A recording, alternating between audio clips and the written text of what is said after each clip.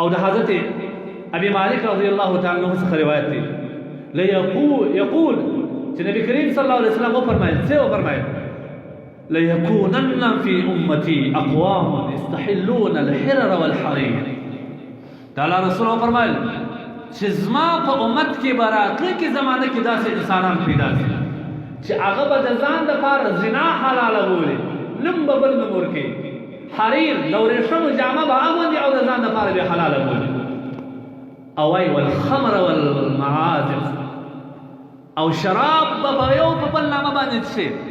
نن چې د بار ملک د لندن د جرمن څخه د دوبۍ او د تایلند څخه تا ته په دبلي کې بند شان را روان دي.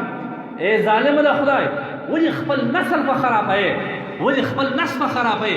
تا د یو عالم سره دې تحقیق کړی دی چې دا خو بند فیک شی ایمان راغلی دی، دا جواز لري، دا حلال دی که نه؟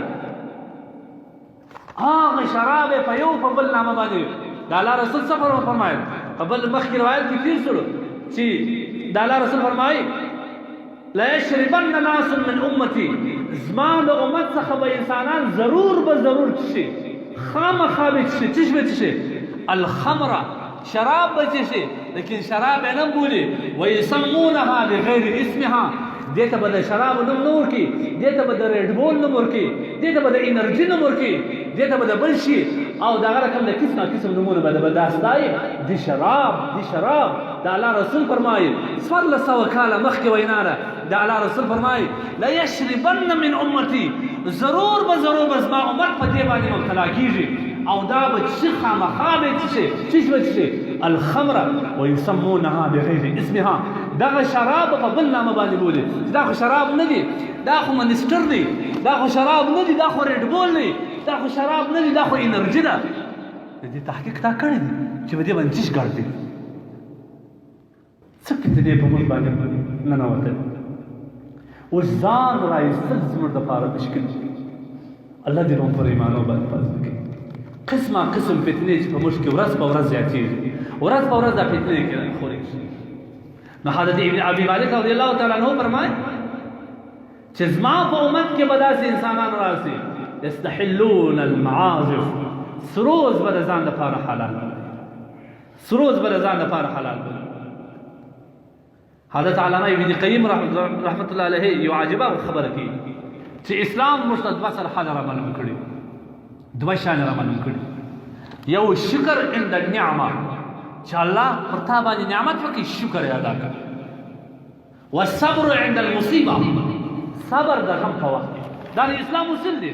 که د هر یو وکړي الله به تا ته اجرونه درکړي. د بچي واده دې سو، بچي ته د دسمال او کوزده وکړل، خوشحالي ده، 2 رکعاته نفل په مسجد کې وکړه، الله لره شکر وکړه، الله به پر دې خوشحالي باندې تا ته نور اجرونه درکړي. په کور کې د مصیبت راغلی، غم راغلی، صبر وکړه، الله دا ستا پر لار باندې ولاړ، الله به پر دې صبر ته اجرونه درکړي. او دواړه هلاکت د کفارو لپاره دی.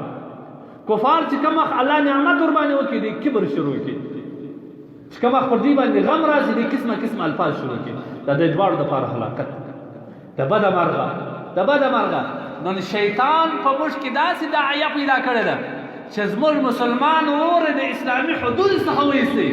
د اسلامي حدود خدا و چې د نعمت په وخت کې، د واده په وخت کې، د دسمال په وخت کې ته خپل د بچي پر دسمال باندې، پر کوزه باندې، پر واده باندې شکر ادا کړه، 2 رکعات نفل وکړه. ما او تا ډول راولو، څنګ ته همسایګان، ضعیفه مریضان، سیاسري وړوکي ماشومان مې د خوب ایستلي، ته به هم ځان له جنت غواړې. افسوس پر تا باندې.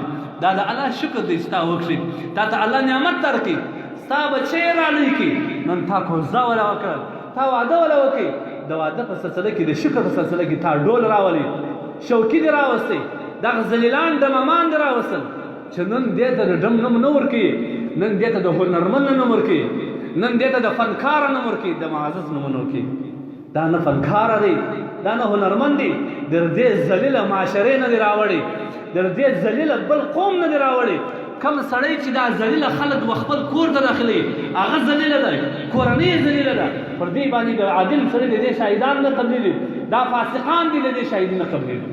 تاسو سبحان دې څه کوئ؟ د دې انسانانو شهیدي نه کمېږي. هغه څوک چې خپل کور ته په واده کې ډول راولي سروز او سروزګران راولي د دې سروزي د دې فاسق شاهدو خو نه قبلېږي نه قبلېږي چا چې راوستلي دي هغه په دې فسق راځي دي د هغه شاهد